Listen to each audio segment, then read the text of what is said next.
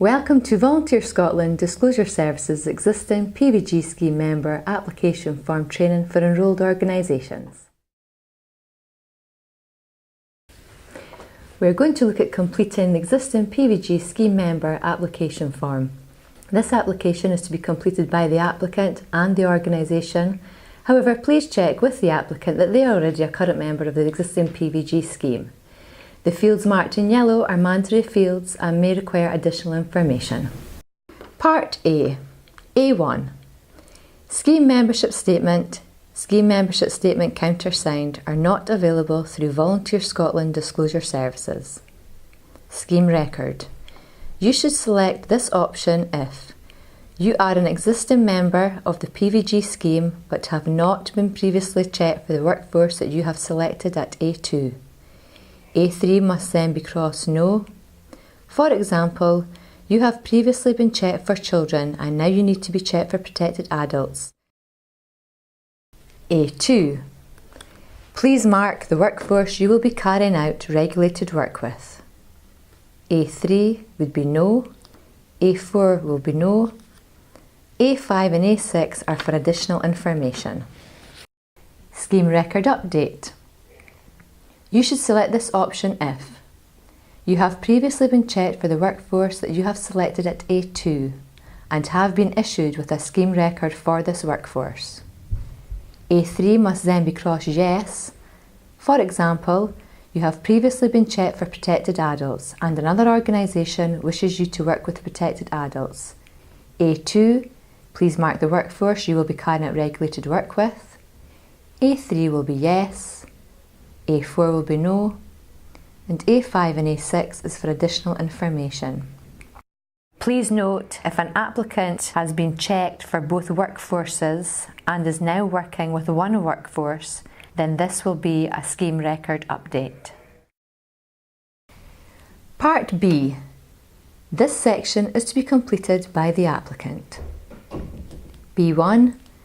Please enter your PVG ID number, which is 16 digits long and can be found halfway down on your certificate, or you can call Disclosure Scotland on 0300 0200 040 if you have mislaid it. B2. Please cross the box next to your title. If your title does not appear in the list, please give your title in section marked Other. If you have more than one title, you should provide the title you would like to appear on your certificate. B3. You should provide the surname you are currently known by. B4. You should provide your first name. If you have any middle names, they must also be provided here. B6. Please provide your date of birth. B7. If there are changes, please mark yes on the application form and supply details on a separate A4 paper and attached to the application. The changes may be name, address or gender, and please put the application barcode number from the top of the application onto the A4 paper. B8. Have you registered with any registered body listed since your last PVG application? Mark an X in the appropriate box. If yes, complete B9 to B10 and or B11 to B12. B11 to B12 are relevant only if you're a member of more than one of the bodies listed. Please refer to the table of regulatory body membership codes. This information can also be found within our guidance notes on our website at volunteerscotland.net under Disclosure Services in the Resources section. Part C. C1 and C2. Declaration is to be read and understood, signed and dated by the applicant. Date must be within a 6-month period of submission to Volunteer Scotland Disclosure Services, and if the date has been amended, this must also be initialled by the applicant. Part D. D1. If you're a volunteer in a qualifying voluntary organisation, you should cross yes in D1. Please leave the rest of Part D blank. If you are a paid member of staff and your application is being paid by the applicant or the organisation, you should cross no at D1. D2 will be blank and complete D3 with the relevant payment details. The preferred method of payment is credit or debit card and should be completed in sections D3 to D9. However, you can use a cheque or postal order per application if no credit or debit card is available, but this option may be withdrawn by Disclosure Scotland in the future. If the application is for a student placement and is a mandatory part of the student course or qualification, this is to be treated as a paid position. D10. If you are paying by voucher, please provide your voucher number. Part E. This section is to be completed by the organisation. E1 is yes or no. E2, organisation name of the organisation that is recruiting the applicant. E4, enter the agreed position of the applicant. If the position has not been agreed by our enrolment and assessment team, you must complete the relevant checklist. However, please contact our office on 01786 849 777 for clarification regarding the correct checklists.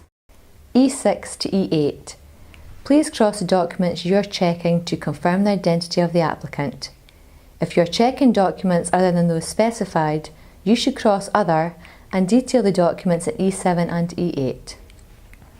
It is your responsibility to ensure the person completing the application form is who they say they are by checking their identification.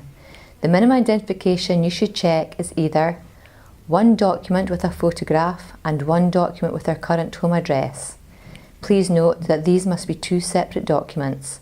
Or, if no photo identification is available, you must see 3 documents, 2 of which have their current home address. Documents confirming their home address should be issued within the last 3 months. If you do not check sufficient identification, the application may be returned to you. Please refer to our guidance notes on our website at volunteerscotland.net under Disclosure Services in the Resources section for the list of identification documents.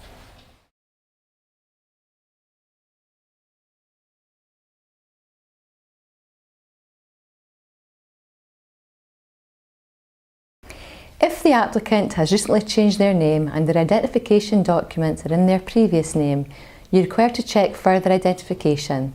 For example, if an applicant has recently married, a marriage certificate will be used as supplementary evidence. Please note, a PVG certificate is not an acceptable form of ID. E9. This should be left blank. No further sections of this form should be completed. Sections E10 to F2 will be completed by us at Volunteer Scotland Disclosure Services, as we are responsible for countersigning the application on your behalf. Part G. This section is not to be completed.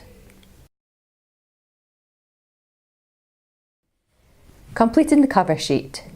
The cover sheet is used to check that only those entitled to access disclosure information are requesting it. When we receive the cover sheet, we will check that the name, codes and signature provided match those held by us in our records. The cover sheet is available to download on our website at volunteerscotland.net under the heading of Disclosure Services in the Resources section. Once the application is fully completed and has been checked by the organisation and that all fields are completed correctly and additional information has been supplied, please send the application to us at Volunteer Scotland Disclosure Services, Jubilee House, Forthside Way, Stirling, FK8 1QZ. If you require any further information, please call us on 01786 849 777 where our staff are ready to help with your inquiry.